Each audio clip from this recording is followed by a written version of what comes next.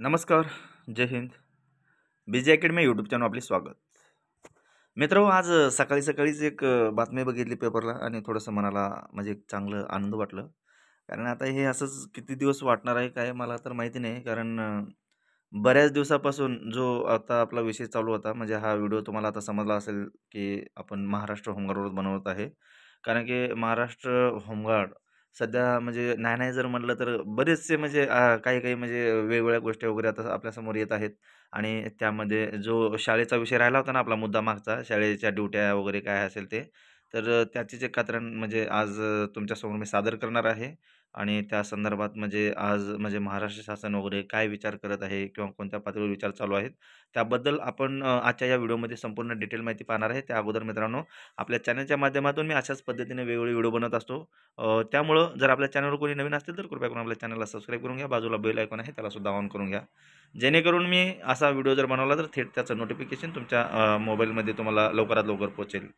तर मग मित्रांनो आणि याच्या अगोदर आपले जे काही व्हिडिओ वगैरे बनवलेले आहेत म्हणजे महाराष्ट्र होमगार्ड संदर्भात तुम्हाला कोणतीही माहिती वगैरे जर हवी असेल तर आपल्या यूट्यूब चॅनलला तुम्ही आपलं जो काही चॅनल आहे तिथे जावा. संपूर्ण व्हिडिओ वगैरे मी तिथे अपलोड केलेला आहे.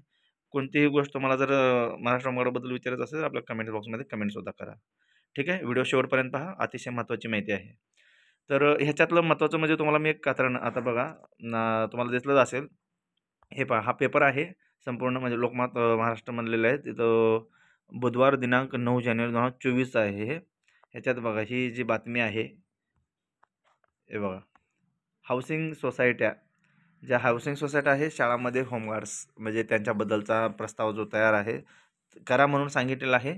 त्याबद्दलचं सेपरेट कात्रण आहे बघा इथं. हे अशा पद्धतीनं पहा. मेन हेडिंग लोकमत पेपर आहे. हाऊसिंग सोसायट्या शाळांमध्ये होमगार्ड्स प्रस्ताव तयार करा. गृहराज्यमंत्र्यांची सूचना. म्हणजे लवकरच गोड बातमी आपल्यापर्यंत पोहोचेल अशी एक आशा बाळगूया. आता बरेच दिवस झालेत, आता खूप साऱ्या चर्चा झालेल्या आहेत. सर्व मित्र होमगार्ड जवान वगैरे म्हणत आहेत हे दररोज म्हणजे त्यांचा सारखा चालूच आहे, पण काही लवकरात लवकर हे आपल्याला गोड बातमी देत नाहीत. पाहूया आता इथं तरी म्हणजे शेवटी कसं आहे प्रत्येक गोष्ट असते त्याला कुठं ना कुठं अंत असतोच. म्हणजे होईल हे पण दिवस आपले जातील आता. नाही, नाही जर म्हणायला गेलं तर. आता पहा त्यांनी काय म्हणलेत प्रस्ताव तयार करा. गृहराज्यमंत्री सूचना दिलेली आहे. मुंबई महत्त्वाची बघा बातमी आता तुम्हाला मी जरा वाचून दाखवतो मित्र आणि त्या बातमीचं तुम्ही थोडंसं म्हणजे विचारपूर्वक गांभीर्य म्हणजे विचार करा जरासा. काय म्हणतात पहा त्याने, राज्यातील ज्या पण काही हाऊसिंग सोसायट्या, शाळा व अन्य काही सरकारी कार्यालयामध्ये सुरक्षा रक्षक म्हणून गृहरक्षकांची म्हणजेच आपले जे काही होमगार्ड जवान आहे त्यांची नियुक्ती करण्याची बाब विचाराधीन आहे. पहा शब्द वगैरे तुम्ही व्यवस्थित शब्दरचना वगैरे आहे त्याच्यावर जर असा म्हणजे भर द्या काय आहे काय नाही ते वगैरे. विचाराधीन आहे म्हणतात अजून बी. ऑलरेडी ह्याच्या अगोदर सुद्धा विचाराधीनच होते आणि आता सुद्धा विचाराधीन आहेच म्हणतात. बघू आता कुठपर्यंत विचार करतात ते. या संदर्भात प्रस्ताव तयार करण्याचे निर्देश गृहराज्यमंत्री ग्रामीण पंकज भोयर साहेब यांनी अधिकाऱ्यांना बुधवारी दिले. भोयर यांनी लोकमतला सांगितले की हाऊसिंग सोसायट्या शाळांच्या सुरक्षेचा विषय गंभीर बनला आहे. हे तर अख्ख्या महाराष्ट्राला सुद्धा माहीत झालेलं आहे. जरा लवकरात लवकर विचार झाला तर खरोखरच खूप चांगलं होईल. आणि काही ठिकाणी ज्या सुरक्षा रक्षकच चुकीच्या कामामध्ये सामील असल्याचे समोर आले आहे. सुरक्षा रक्षक म्हणजे काही ठिकाणी सुरक्षा रक्षकच चुकीच्या कामामध्ये सामील झाल्याचे निदर्शनास आलेले आहे. अशा वेळी सुरक्षेची यंत्रणा जर विश्वासार्ह असावी यासाठी होमगार्डनाच सुरक्षा रक्षक म्हणून नेमण्याचा विचार समोर आला आहे. चांगली गोष्ट आहे. थोडंफार म्हणजे विचार होत आहेत चांगलं. आणि जे काय आता सध्या राज्यात किती 48,000 होमगार्ड्स आहेत ते गृह विभागाच्या नियमित सेवेमध्ये नसतात. गृह विभागाच्या नियमित सेवेमध्ये नसतात. त्यांची जी सेवा महिन्यातून जितके दिवस घेतली जाते तितक्या दिवसांचे त्यांना दिले जाते. सध्या हे मानधन दर दिवशी ₹1283 इतके आहे. नशीब कारण की ₹1283 तरी मानधन केले. पहिल्याचा जो जुना मानधन होता तर त्या मानधनाप्रमाणे म्हणजे काहीच म्हणजे परवडणार. हा पण मानधन जर विचार करायला गेला तर तुटपुंजा होतो.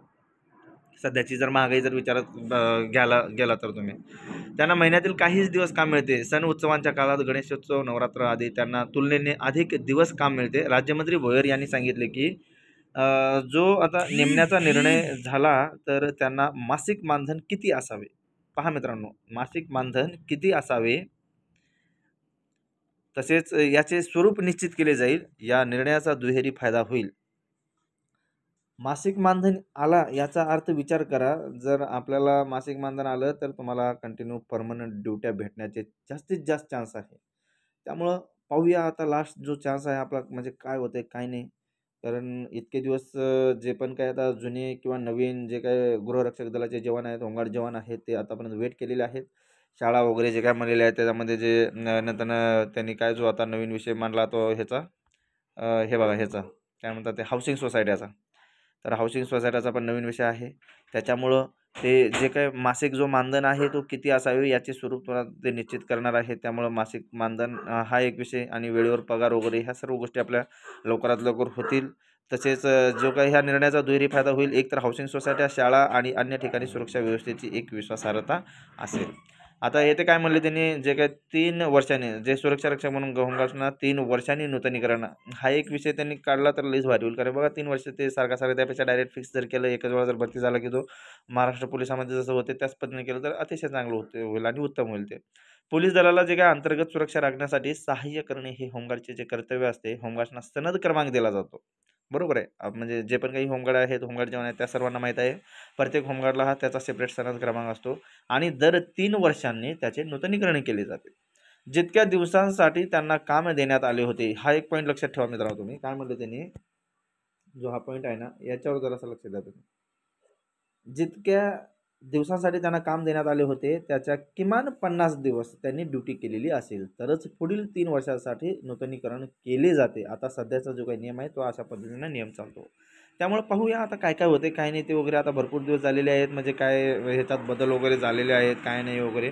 पेमेंट जो काय असेल जो भत्ता असेल तो वाढला आहे. म्हणजे एक गोष्ट झाली याचा अर्थ बाकीच्या सर्व गोष्टी होणार. त्यामुळं थोडंसं सब्र ठेवा. सब्र का फल मीठा होत आहे. कधी पण चांगलंच आहे. तर मित्रांनो माहिती आवडली असेल तर आपल्या मित्रांना सुद्धा शेअर करा आणि जे पण काय आता आपल्या चॅनलवर कोणी नवीन असेल तर कृपया करून आणखीन एक वेळा तुम्हाला सांगतो आपल्या चॅनलला सबस्क्राईब करा. धन्यवाद.